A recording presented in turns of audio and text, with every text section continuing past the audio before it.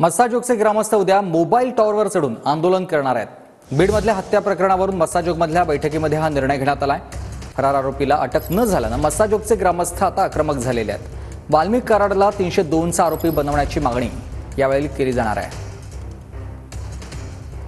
आज माझी भूमिका अशी आहे, जर ह्या आरोपीला मोक्का अंतर्गत मोक्का आणि 302 मध्ये खुनाच्या आरोपाचं नाही घेतलं तर उद्या 10 वाजतापासून माझं एक वैयक्तिक माझ्या कुटुंबाचं असं आंदोलन असेल की जे टॉवर आहे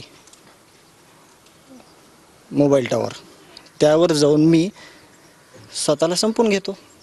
त्याचं कारण असं आहे की हे जर आरोपी ह्याच्यातले सोडले तो उद्या हे पण माझा खून करतील, हे पण मला अशाच निर्घुण पद्धतीनं मग माझ्या कुटुंबात न्याय मागणारं कोणी नसेल आणि माझ्या भावाला पण वाटेल की चला आपला भाऊ स्वतः संपला, त्याला पण थोडं समाधान वाटेल की अशा पद्धतीनं मारला गेला नाही।